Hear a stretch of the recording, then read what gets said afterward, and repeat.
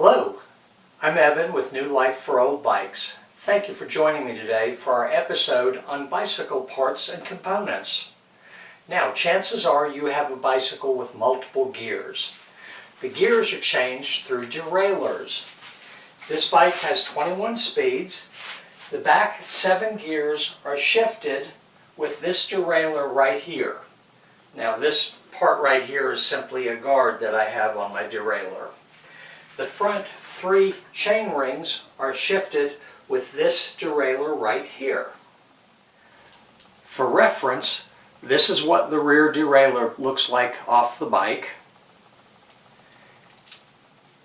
And this is what the front derailleur looks like off the bike. For the next part of this episode, we're going to cover brakes. There are a number of different types of brakes. This particular mountain bike has V-brakes. V-brakes are common to most mountain and hybrid bikes. They have the most stopping power for the money. Prior to this, you could get cantilever brakes. Mountain bikes and hybrid bikes also were available with them. A road bike generally has caliper brakes. Caliper brakes are an older style brake that were also available on the original mountain bikes from the 1980s and the 1990s.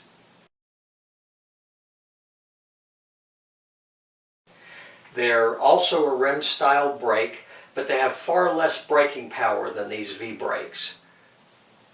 In addition to caliper brakes, some older road style bikes have center pull brakes. The best brakes to have under wet condition are disc brakes. Disc brakes are not affected by the rain. Next, the most important thing you need to know about your brake handles is the larger they are, the more leverage you'll have. In other words, you'll have more stopping power. If you have a bike with gears and derailleurs, then you have shifters. This particular bike is a mountain bike. If you have either a mountain bike or a hybrid, chances are you have one of 2 different types of shifters. This particular bike has grip shifters.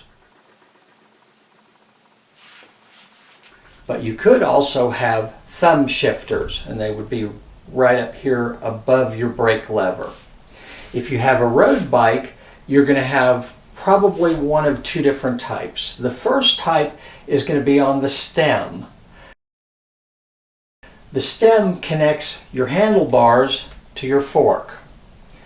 The other place, it could be on your down tube. The shifter is connected to the derailleur with a cable that runs from the shifter to the derailleur.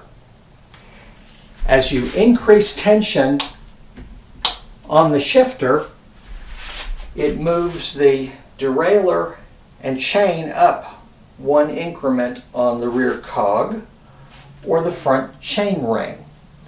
As you decrease the tension, it moves the chain down 1 increment as well.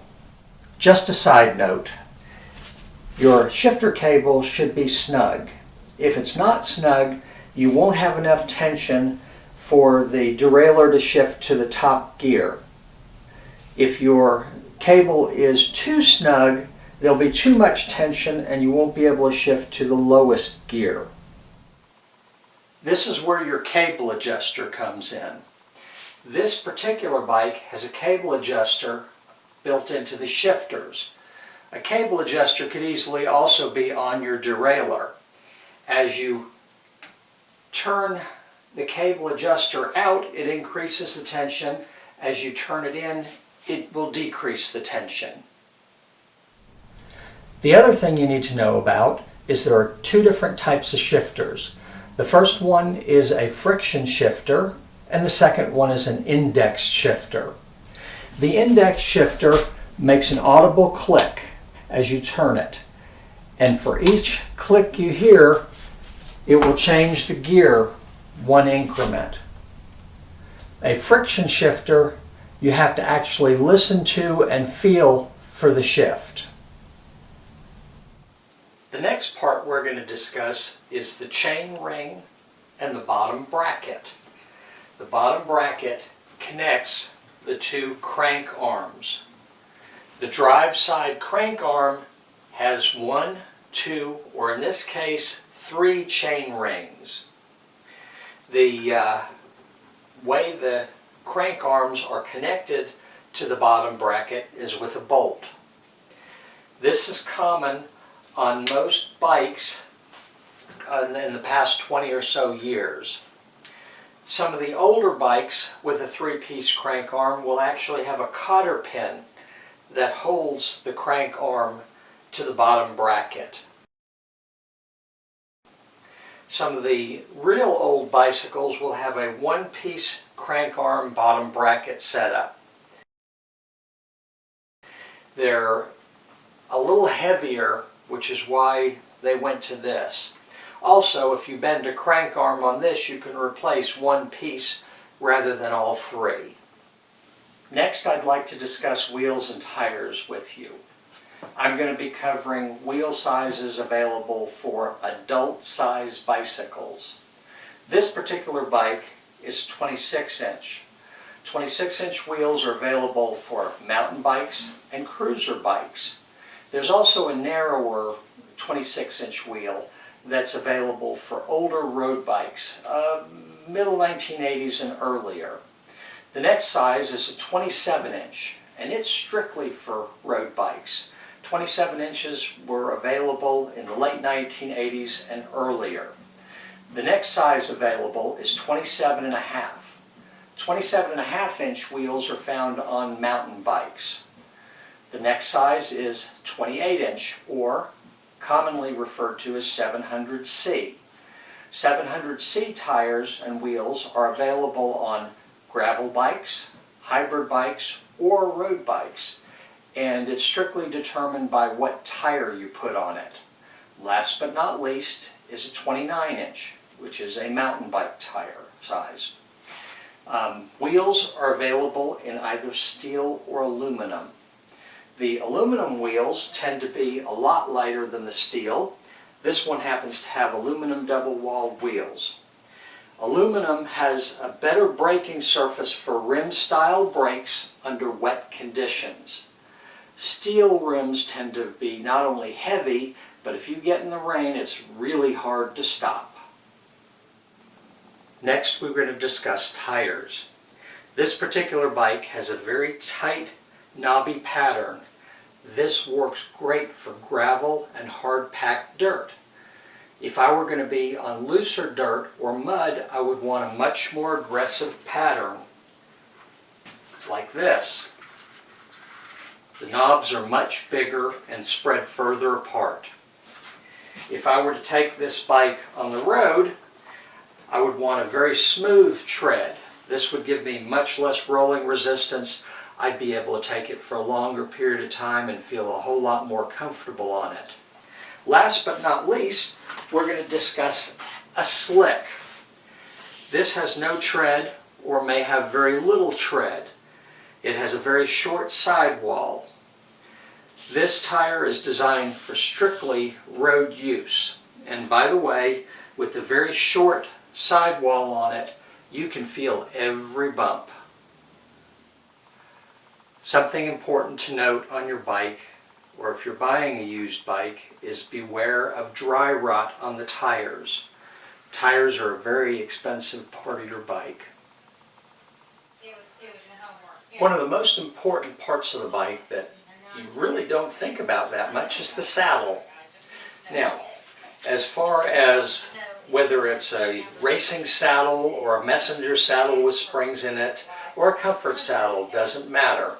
What matters mostly are the measurements, and I'm going to show you how to measure for a saddle. My wife and I took a piece of corrugated cardboard. This is some rather thick stuff, but you don't have to use anything this thick, just as long as it's crushable. What we did is we put this on a hard chair and sat on it. And I know it's hard for you to see where the indentations are, so I marked them and I measured them. And my bones are 120 millimeters apart. My wife's bones are 155 millimeters apart. When you're measuring for a saddle, you want to measure where the curve starts on the saddle at its widest point. If I measure across this saddle at its widest point, it starts to dip off on either side at 120 millimeters. This saddle would fit me very well. The last thing to consider on a saddle is padding and whether or not you want ventilation. This is a personal choice, and for me, even though a saddle may be the perfect size, I have to ride on it several times before I decide if I really like it or not. Handlebars come in a number of different styles. The most common handlebars for a hybrid bike or a mountain bike are either flat bars or riser bars. These are riser, although they only have a slight rise to them. For a cruiser, you might have swept back bars. And for a road bike, you might have drop bars. If you're doing competitive racing, you might have bullhorn bars. The last part of this episode is going to cover suspension. This particular bike is a full suspension mountain bike. It has suspension between the front and back half of the frame. It also has suspension in the fork. Now this is wonderful for smoothing out a rough ride on a trail. It's also great if you want to bounce over a rut or bounce over a log. It's great if you're jumping something and landing. Disadvantage is if I'm riding on the street, I lose a lot of my energy in the suspension. On the road, I prefer a fully rigid bike. Now, I can buy a mountain bike that has a fully rigid frame and a suspension fork.